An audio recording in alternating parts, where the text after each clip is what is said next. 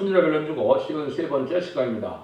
오늘 스가랴 9장을 통하여 평화의 왕에 대해서, 만왕의 왕에 대해서, 그리스도의 화평과 심판에 대해서, 빛나는 일에 대해서 변론해 보도록 하겠습니다. 본章 8장과 같이 이 땅에 새로운 시대가 올 때 평화 왕국의 왕은 그리스도라는 것을 가르치는 말씀인데요. 그런데 나귀를 타고 오시는 주님은 겸손과 평화의 왕뿐이 아니라 심판주 되시는 예수님이 된다는 사실을 알아야 한다는 것입니다. 심판하고 평화의 새 시대가 온다는 것인데요. 그런데 정통 이스라엘 사람들은 심판주 예수님의 역사는 모르고 초림주 예수님으로 구세주에 오시는 예수님만 알았던 것이죠.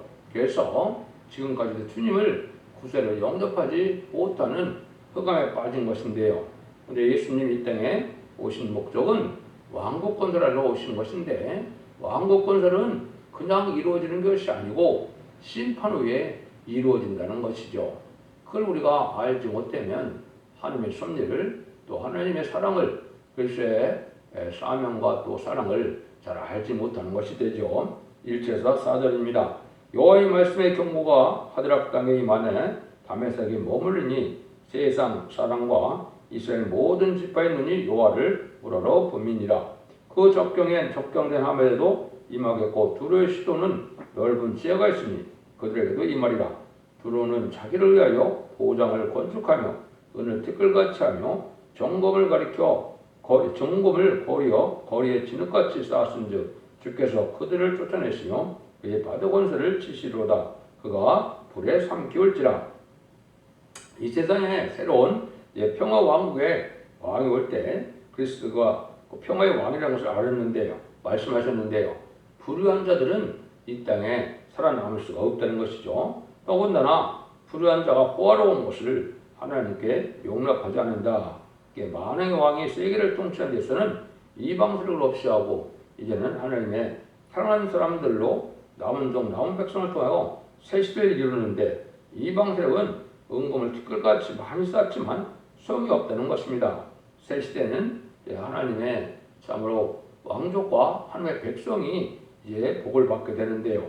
이방 중에 이방은 무신론 유물로 사랑해 공산당 세력이 심판의 대상자가 되고 멸망의 대상자가 되시죠. 그래서 이것은 세상이 그냥 무한하게 이렇게 이루어지는 것이 아니라 예수를 심판하고 새 시대가 온다는 사실을 말씀했는데, 부패되고 악하고 호화로운 사치한 세력이 멸망을 하고 새 시대가 온다는 것을 말씀했죠.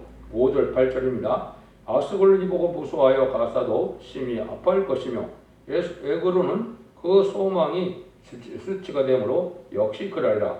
가사에는 임금이 그칠 것이며 아스골론에는 거민이 없을 것이며 아스도드에서는 잡죽이 구하리라.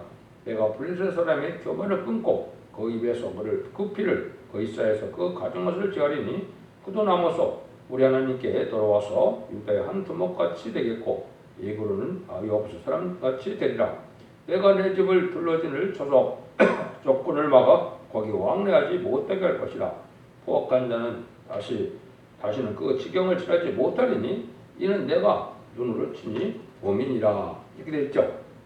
그래서 완전 평화는 것은 악의 세력을 없애하고 이제는 악의 세력은 참으로 같이 평화를 이룰 수 없는 세력이다 이 말이죠. 그러니까 악의 세력을 두고는 평화 왕국에 오지 못하니까 악의 세력은 다 멸망시킨다 이 말이거든요.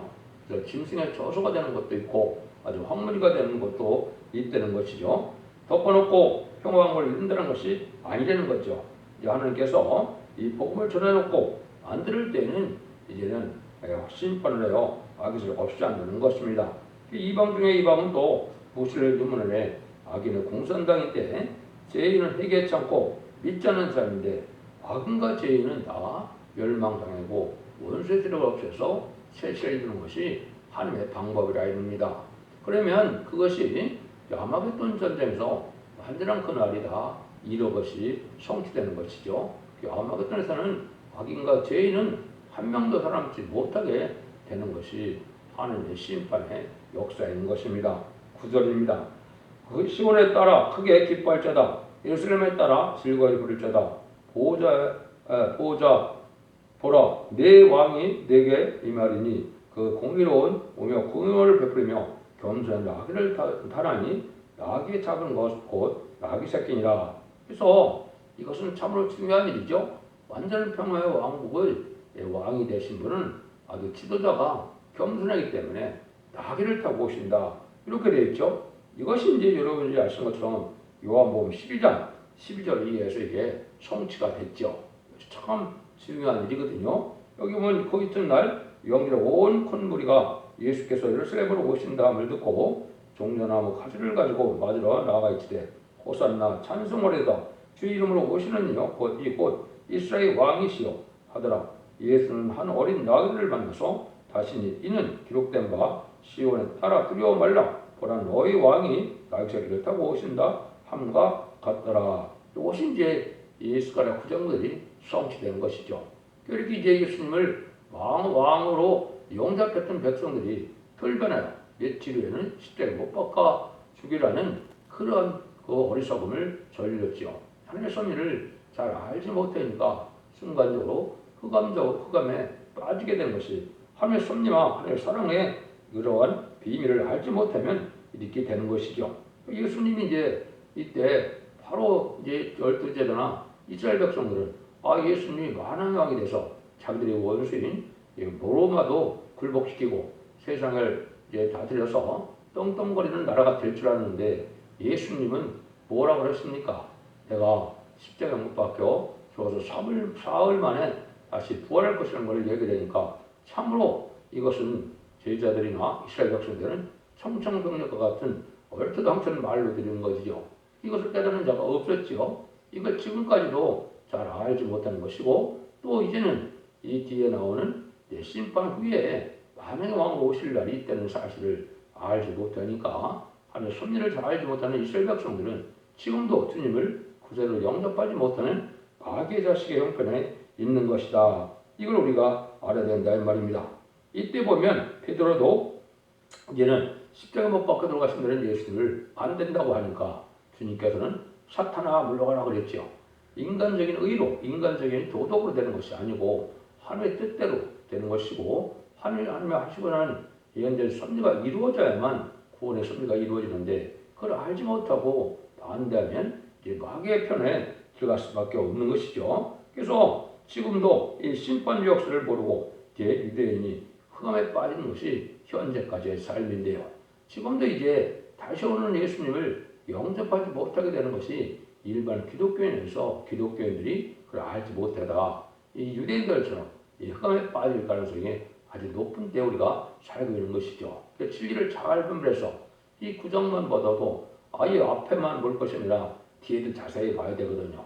또 그것이 이사야 9장도 마찬가지죠. 이사야 9장도 이방인 갈릴리에서 이제 말씀의 빛이 나타나서 생명의 빛이 나타나서 십자가 복음이 전해지는 역사가 오지만은 뒤에 이제 새로운 새 시대의 복이 또 죽지 않고 세세가고 죽지 않고 별성처럼 걔네들을 영접할 그런 복음이 나온다는 사실을 그것도 또한 알지 못하니까 똑같이 흑암에 빠진 것이 이스라엘 백성이다. 그래서 성경은 그 장마다 처음부터 끝까지 자세히 읽어서 하나님의 섭리가 어떻게 이루어지는 것을 믿고 그대로 순종할 것이 믿음이지 앞에 것만 또 뒤에 것만 이렇게 부분적으로 봐서는 안 된다는 사실입니다. 그래서 성경 자체는 1.1도 빠짐없이 다 이루어진다고 마태복음 5장에서도 말씀하셨잖아요. 그 말씀대로 성경 자세히 보아서 모든 것이 이루어진다는 사실을 아셔야 된다 이 말이죠.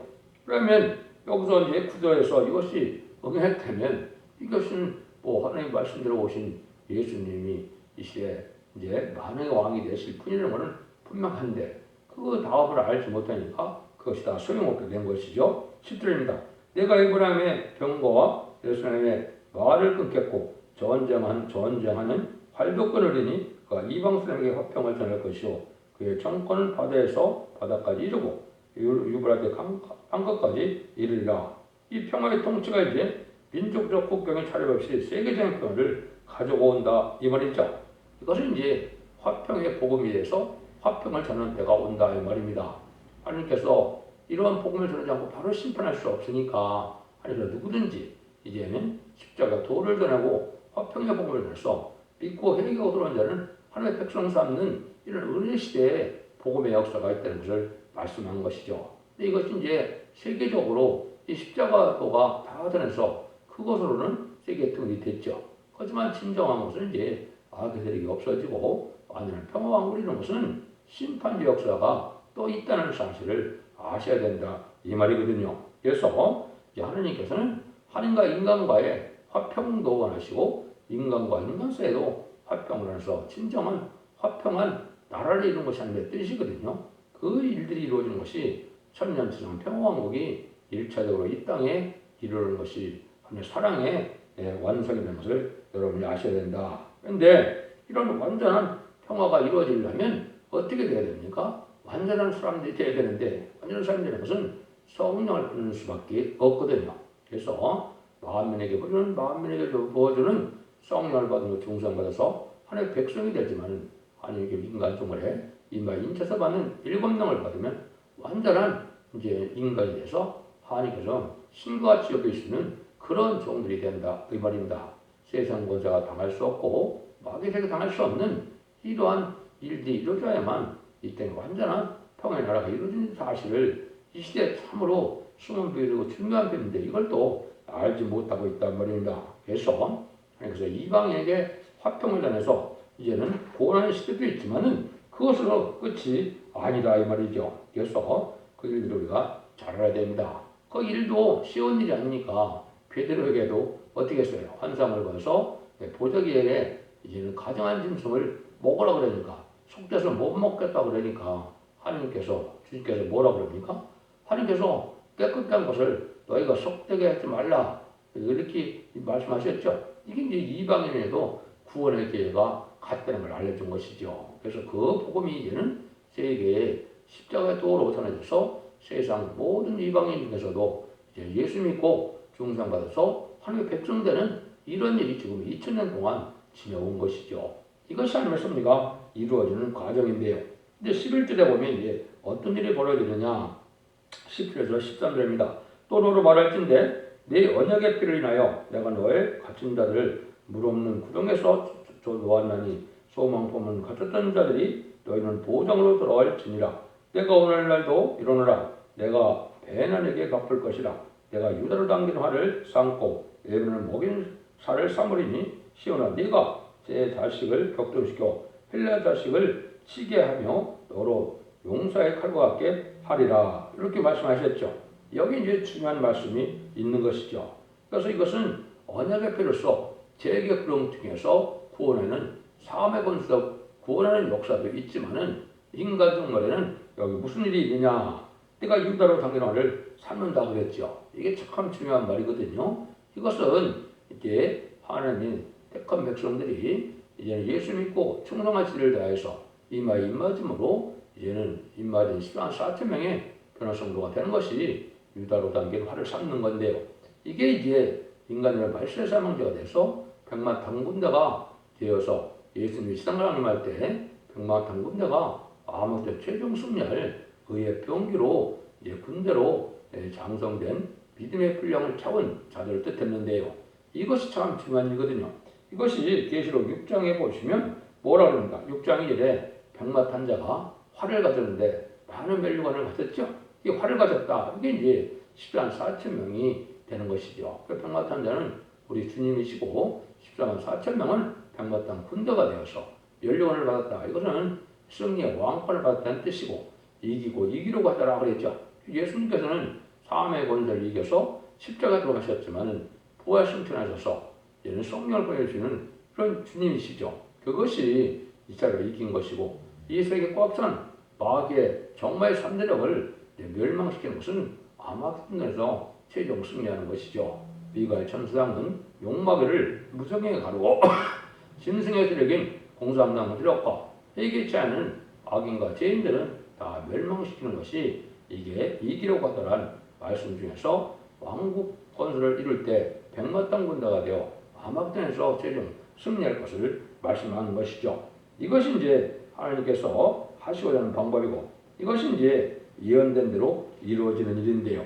이 예언이 이제 스가랴 1장 18절 21절에 보면 이 일들이 이루어질 것을 얘기했죠. 네 뿔의 세력이 유다와 이스라엘과 예루살렘의 해친뿔인데 그 해친뿔을 방하게하는 세력은 또 내공장이라는 세력이 나타나는데 이것이 다른 천사라고 계시록 7장에는 말씀하실 거고 말세에 사명될 왕국권을 이룰 정도이고 이것이 바로 10만 4천 명의 임마진 사명자가 됩니다. 그래서 이것은 헬라 문명이 이제 많이 헬레니즘의 문화가 지금 많이 있는데요. 이 시대가 흑암이고 마귀술이고 참된 주님을 영접하지 못하게 하고 참된 신앙 노선을 들어서게 못해서 주님 중심으로 말씀 중심으로 또 죽지 않고 세시하고 죽지 않고 편성천하는 이 복음의 빛을 알지 못하게 하는 것이 이게 흑암의 세력인데요. 그것이 어떻게 나타나느냐? 무신론 영문론의 공산당의 사상을 이제는 많이 전파를 했기 때문에 그 영향으로 물질만능주의, 과학만능주의에서 하느님보다도 인간의 수단 방법으로 또 하나님보다도 물질을 따라 살아가는 그런 시대가 됐고 또 이제는 헬레니즘 문화로 이제는 음란불 사친 타락한 시대가 돼서 모든 문화가 지금 음란하고 타락한 문화가 돼서 반기독적인 사회가 됐죠. 또 인간들은 그러면서 인간의 지식과 지혜가 발달함으로 인간의 지식으로 하나님의 섭리를 깨달지 못하고 하나님의 구원의 사랑의 비밀을 알지 못하는 세상이 되는데 이것이 다 흑암에 잠긴 세상이고 어둠이 만민을 가리는 세상이 된 것이죠. 이것들을 다 멸망시킨 것은 이제 네뿔은 4대 강국 때에서 4대 강국이 해롭게 권세를 가졌는데 지금은 바람집을 잡아서 전쟁을 일으키지 못하는 그런 사명을 가지고 있지만 유엔 안전보장에 이사의 거부권을 가진 자들을 뜻했죠. 그런데 이제는 정한 때가 되면 임마진 10만 4천 명이 다 타게 되면은 바람집을 놓게 돼서 세상을 심판하는 역사로 지내는 것이 후 3년 만의 역사다 이렇게 볼 수 있는 거거든요.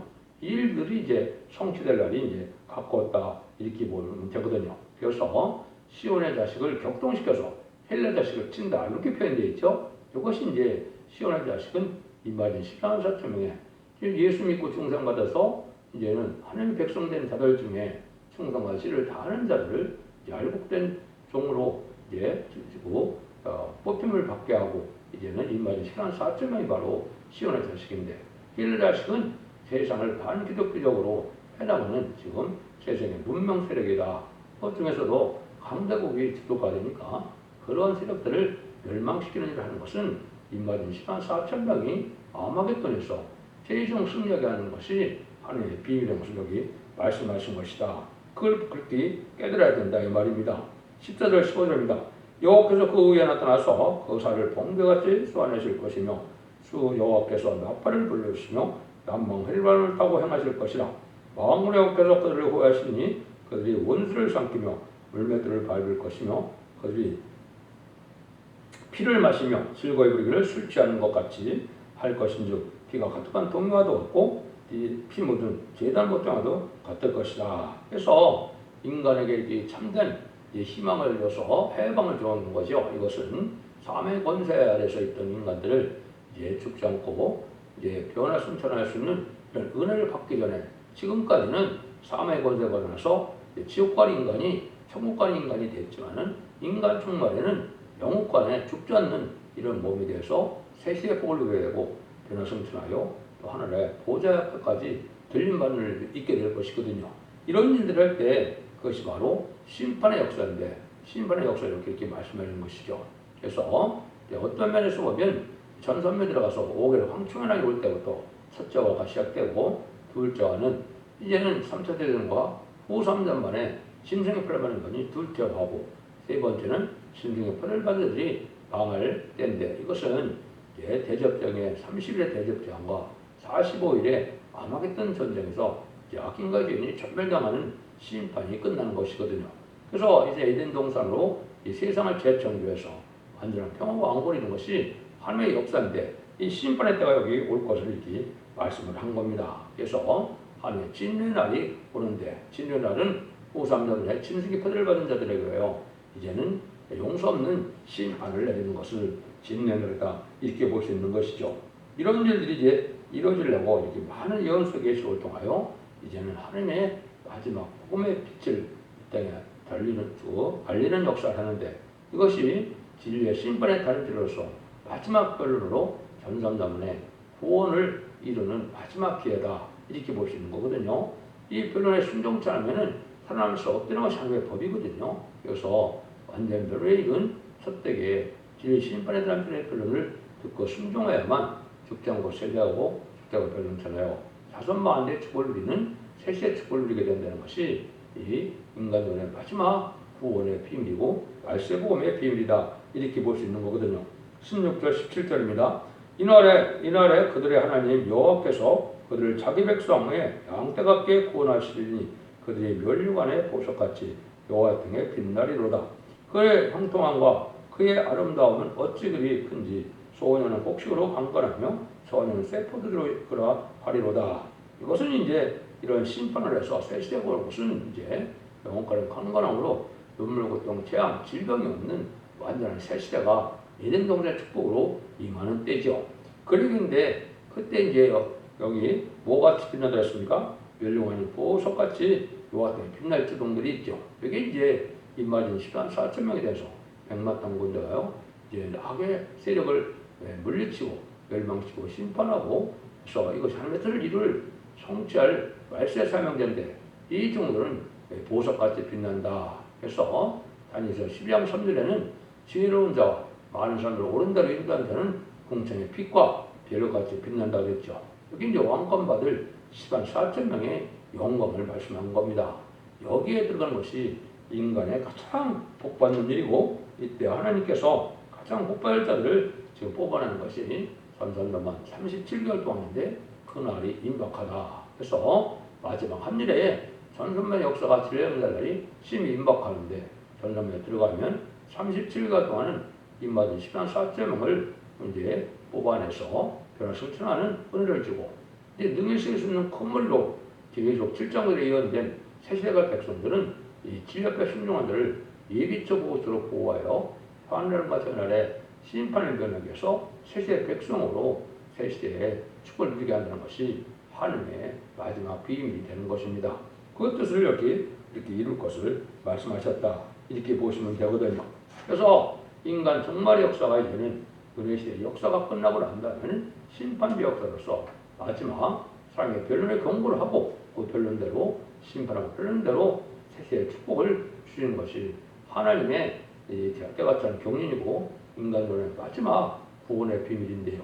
이걸 알지 못하면 이스라엘 백성들이 낙이 타고 오시는 예수님을 영접했다가 바로 십자가에 못 박혀 죽이는 그런 어리석음을 저가는 것처럼 대리미들을 영접할 수 있는 신앙 준비가 못되고 그 은혜를 받지 못하면 흑암에 빠져서 멸망할 수밖에 없다는 것이 오늘의 말씀입니다.